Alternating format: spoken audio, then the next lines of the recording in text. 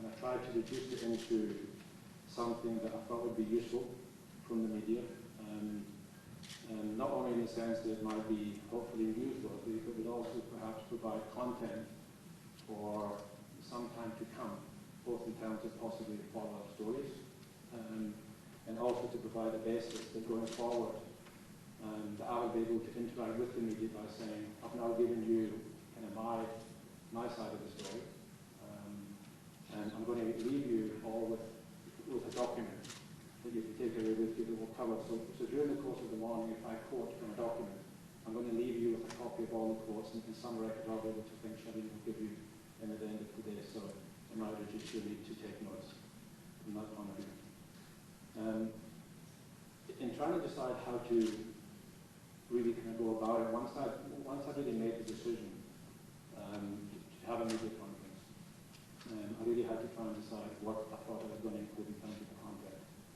And just to give you an idea of the kind of magnitude of really what I was dealing with initially, is when I went through all of my own records and kind of put together in one document what I thought would be of interest to the media in terms of me telling my side of the story, that initially came to over 400 pages. So it was very, very, very substantial. And I've managed through editing and cutting back and refining it and avoiding duplications to come down to probably about 28 or 30 pages that I'm going to give you at the end of the presentation, which includes most of the topics that I'd like to cover this morning. The reason for me being here to talk and actually asking you to come and listen to me and give me your time is I feel that if I look at the media coverage that SARS have been able to achieve over the last couple of years, particularly in relation to my tax case, I've taken a view over the last couple of years not to respond to SARS in the press. I took that view partly because I thought it probably was not the right forum to debate with the media. Take the whole tax case, it's a fairly complicated matter, and debate it in the press. And also the prior experience of dealing with the press where in certain situations when I felt things had happened and maybe on a slightly unfair basis, I've gone to the press and said, I don't think that was right. And more often than not, it came back at me even harder than it was the first time around. So I learned to the press that I came back and attempted to threaten. It wasn't necessarily a good thing. So I decided to rather stay away from the press. But it just got to a point now where I feel that the level of our sin doctrine by SARS is beyond what's acceptable for a number of reasons. And what I would like to do is try and take you through the reasons for today. Before commencing, I'm also, what I'd like to do is also to give everyone the human undertaking. What I've tried to do in putting together what I want to talk about this morning is to try as far as I can to take away, let's say, my own emotion, and to try as far as I possibly can to avoid giving my opinion. I'm sure I will give opinions, but I'll try and make it clear from opinions and opinions. But what I'm really trying to do, as far as is possible, and I hope certainly the content I'm giving you will be 90% successful, is only introduce aspects where I believe if you were to walk out of this room, if you don't speak to the commissioner or one of his representatives and say, King said this, I will be quoting from documents where they're either part of court papers or alternatively they're part of correspondence either between myself and the commissioner or between my legal team and the commissioner. So really, I'm not going to make any comments today. This is an undertaking I give you.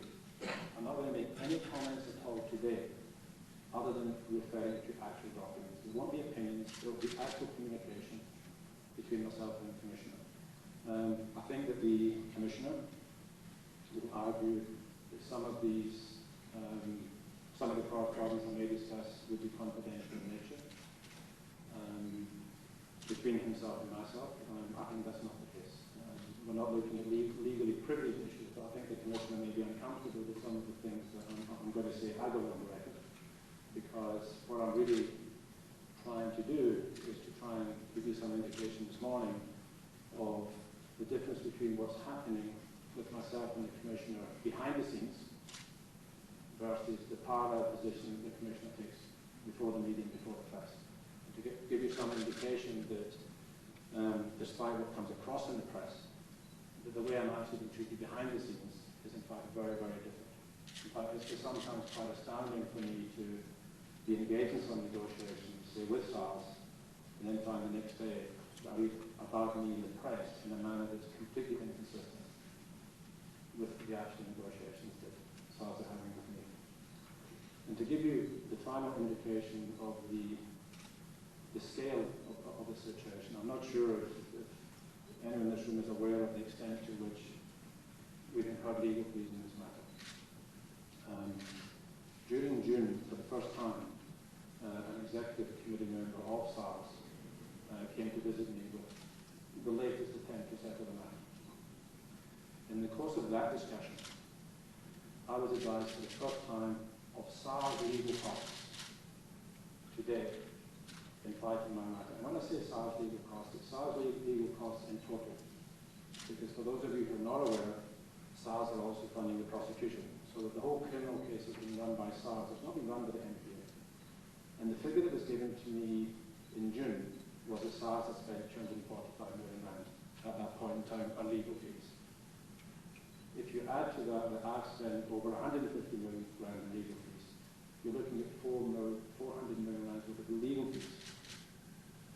So in fact, if SARS keep on going on this basis, it won't take too long before there'll be no money and it will be redistributed to SARS via the tax system and the VAT system. It's kind of slowly work its way across in any event. And if you look at the amount of documentation, if I give you an idea of the scale of the criminal case against me,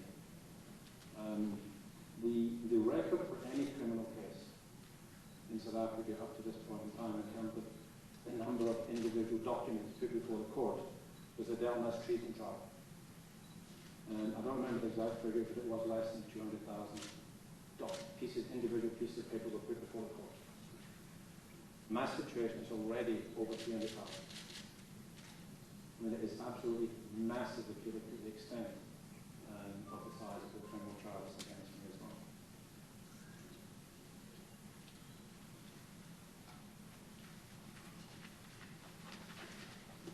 What I would like to do in terms of the way forward is, I thought it may be useful for me to try and walk you through the various areas that I think I would like to speak to you about today. And then I have a lot of questions at the end of it. Although, from my point of view, if you felt it was more useful in terms of interaction to ask questions as we go along, I certainly don't have a problem with that. So if anyone feels like asking a question at a specific point, I'll certainly answer that question. And the other undertaking that I'll give you today, in addition to the fact that all the documentation is accurate, that I'm only quoting from documentation that is undeniable, if you go to the other side and ask them to comment, is there any question that you ask me, I will give you an honest answer, no matter what it is, good, bad, or